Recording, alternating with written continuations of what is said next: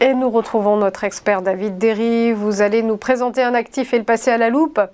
Aujourd'hui, il s'agit de Diabet Meds, une stratégie allouée sur les entreprises qui créent des médicaments contre le diabète ou effectuent de la recherche dans ce domaine. Tout à fait, hein. Le diabète, c'est une maladie qui touche de plus en plus de gens, hein, et plus on avance et plus des personnes en ont. Alors, il existe différents types de diabète, hein. Heureusement, pour la plupart des personnes, c'est un diabète bénin que les gens ont. Mais en tout cas, c'est une maladie qui se développe de plus en plus. Et aujourd'hui, il y a des solutions qui existent, hein. Il y a des solutions qui permettent de vivre en adéquation avec son diabète. Et donc, il y a plusieurs boîtes qui opèrent dans ce domaine-là. Alors, nous, chez eToro, on a proposé un smart portfolio qui permet d'être alloué justement aux entreprises qui essayent de trouver des solutions pour soit lutter contre le diabète, soit effectuer de la recherche, essayer de trouver des nouveaux médicaments ou ce genre de choses. Et donc, on a un portefeuille qui s'appelle Diabet Med sur eToro et qui est cette année à l'équilibre, donc qui surperforme largement les marchés parce que depuis le début de l'année, on perd 0,07% alors que les marchés reculent en moyenne de 20%. Donc, on voit que la stratégie surperforme les marchés. Mais de toute façon, c'est été le cas de toutes les actions du domaine de la santé en général. Hein, on le voit que quand il y a des récessions et qu'il y a des crises, une inflation forte et des marchés qui sont en tendance baissière, il y a certains secteurs, hein, comme le secteur de la santé ou comme les actions de valeur qui augmentent et donc ça n'a pas échappé à la règle. Et donc voilà, on a un portefeuille qui est à l'équilibre, qui est performé de 28% en 2021, de 9,94% en 2020, de 17,65% en 2019. Donc là, on le voit depuis en gros 2016, on n'a pas connu de performance, enfin d'années avec des performances négatives.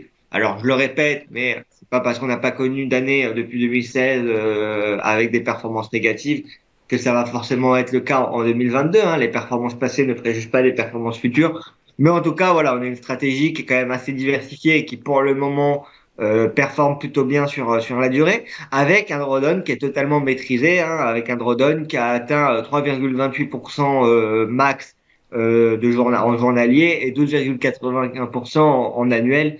Donc voilà, on voit que la stratégie, elle est quand même assez maîtrisée et le risque-reward pour cette stratégie est quand même assez intéressant pour ceux que ça intéresserait. Alors, qu'est-ce qu'on va retrouver dans ce portefeuille?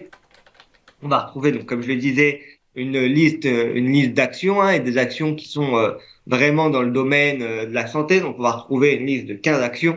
Et donc, on va retrouver des sociétés. Donc, la plus grosse allocation de ce portefeuille, ce sera Eli Lilly Co. Qui représente 16,53% du portefeuille. Ensuite, on va retrouver des boîtes comme AstraZeneca, comme Merck. On va vraiment retrouver des sociétés liées au domaine de la santé. Dans les boîtes françaises, on va retrouver Sanofi notamment. Sanofi qui sera alloué à 2,49% du portefeuille. Donc voilà, on voit que presque tous les fonds du portefeuille sont alloués. Il y a trois grosses lignes qui sont à plus de 10% du portefeuille, hein. C'est Merck, Novo Nordisk et Eli Lilly. Et puis ensuite, on va retrouver des petites lignes, hein, comme Bayer, comme AstraZeneca, comme Roche, etc. Mais vraiment des boîtes qui sont liées au domaine de la santé. Alors, comment on pondère ce portefeuille et comment on choisit l'allocation? C'est en fait, on va prendre le budget de chaque entreprise. Plus le budget consacré et alloué au diabète est important, plus l'allocation dans notre portefeuille sera importante. Et donc, c'est un portefeuille qui est ouvert à partir de 500 $ d'investissement. Et donc, pour ceux qui pensent que justement le diabète risque de se développer à l'avenir et que de plus en plus de gens risquent de l'attraper, hein, notamment en raison du fait qu'on mange de plus en plus gras et de plus en plus sucré, ça pourrait être une stratégie d'investissement assez intéressante.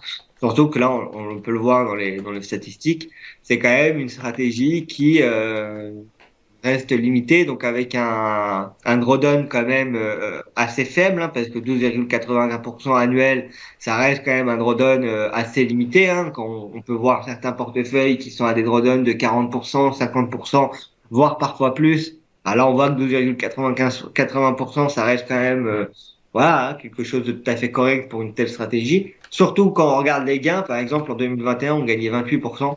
Donc voilà, on voit que c'est pas négligeable et que le risque pris est quand même presque 2 fois plus faible que les récompenses possibles. Voilà, ça ne veut pas dire que ça va se faire ça tous les ans, mais en tout cas, c'est une stratégie pour ceux que ça intéresse qui pourrait être assez intéressante pour se diversifier et à la fois à s'exposer à des sociétés dans l'univers de la médecine si c'était pas déjà le cas et que vous n'aviez pas des sociétés de ce secteur-là en portefeuille.